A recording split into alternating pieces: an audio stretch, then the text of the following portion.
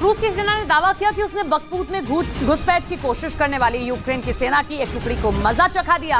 रूस ने इस कार्रवाई का एक वीडियो भी जारी किया है,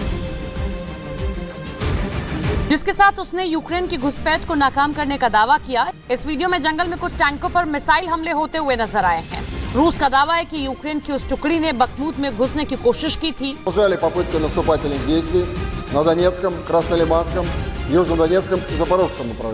लेकिन रूस के मुताबिक यूक्रेन अपने इस प्लान में बुरी तरह नाकाम हो गया, क्योंकि उसकी सेना ने यूक्रेन की टुकड़ी को घेर कर उन पर बमों की बारिश कर दी। रूस के मुताबिक उसके इस हमले से यूक्रेन के टैंक तबाह हो गए, जिसके बाद उसे बड़ा नुकसान उठाना पड़ा। गाजा पर इसलिए टूटा क्योंकि उसकी सेना ने दावा किया कि पहले गाजा पट्टी से उस पर रात को रॉकेटों की बौछार की गई और गाजा में बैठे फिलिस्तीन के चरमपंथियों ने इजराइल के दक्षिणी हिस्से पर 5 रॉकेट छोड़ दिए, जो सामने आए वीडियो में इजराइल में तबाही मचाने के लिए उसकी तरफ उड़ते नजर आए। मगर इजराइल ने दावा किया कि फिलिस्तीन के चरमपंथी उसका बाल भी बांका नहीं कर सके, क्योंकि इजराइल के आयरन डोम एयर डिफेंस सिस्टम ने चरमपंथियों के रॉकेटों को फटने से पहले ही आसमान में ढेर कर दिया। गाजा से चले रॉकेट भले ही इजराइल का कुछ भी न बिगाड़ सके हों, पर उनके लॉन्च होने की टाइमिंग काफी अहम रही, क्योंकि गाजा से इजराइल पर हमला तब हुआ जब इजराइल ने वेस्ट बैंक में 2 दिन से जारी अपना मिलिट्री ऑपरेशन खत्म कर दिया। मगर उधर वेस्ट बैंक से इजराइल के सैनिकों ने निकलना शुरू किया और इधर गाजा से इजराइल पर रॉकेट बरसने शुरू हो गए। मतलब पहले इजराइल ने उसके यहां हमले करने वाले फिलिस्तीन के चरमपंथियों को खत्म करने के लिए वेस्ट बैंक के जिनीन शहर पर धावा बोला, फिर गाजा से फिलिस्तीनियों ने इजराइल पर हमला किया। उसके बाद उस हमले का जवाब देने के लिए इजराइल ने गाजा पर पलटवार कर दिया।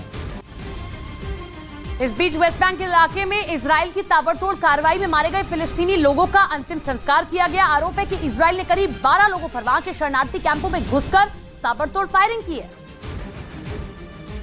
जिसमें उनकी मौत हो गई थी। जिसके बाद जान गंवाने वाले लोगों की अंतिम यात्रा निकाली गई, जिसमें इतने लोग जुटे कि गिनना मुश्किल हो गया।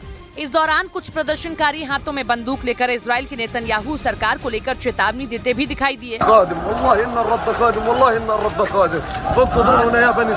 इस दौरान वहां हजारों लोगों की भीड़ नजर आई, जिसमें कुछ लोगों ने इजराइल की गोलीबारी में जान गंवाने वाले लोगों के जनाजों को अपने कंधों पर उठाया। इस दौरान जेनिन की सड़कें बंद कर दी गयी और उन 12 लोगों को शहीदों की तरह विदाई दी गई। पहले वार फिर पलटवार के इस खेल में इजराइल की सेना को भी नुकसान उठाना पड़ा। वेस्ट बैंक में 2 दिन तक चले इजराइल के मिलिट्री ऑपरेशन के दौरान वहां कम से कम 12 फिलिस्तीनियों के मारे जाने का दावा तो हुआ, लेकिन इजराइल के सैनिकों के जख्मी तक होने की कोई खबर नहीं आई। पर ऑपरेशन के आखिरी घंटों में इजराइल की फौज भी एक धमाके की चपेट में आ गई, जिसका रोंगटे खड़े करने वाला वीडियो भी सामने आया। तस्वीरों में इजराइल की फौज की गाड़ियां वेस्ट बैंक से गुजरती दिखी। पहली बख्तरबंद गाड़ी तो आराम से निकल गई, लेकिन जैसे ही दूसरी गाड़ी की एंट्री हुई, इतना जबरदस्त धमाका हुआ कि पूरी की पूरी गाड़ी उसकी चपेट में आ गई। पर 2 दिन तक वेस्ट बैंक में 2 दशकों में अपना सबसे बड़ा मिलिट्री ऑपरेशन चलाने के बाद इजराइल ने ऐलान किया कि उसका ऑपरेशन पूरा हुआ। और फिर सामने आई तस्वीरों में इजराइल की सेना की गाड़ियां वेस्ट बैंक से निकलती दिखी। इजराइल की सेना रात में ही वेस्ट बैंक में घुसी थी और रात को ही वो वहां से लौट गई।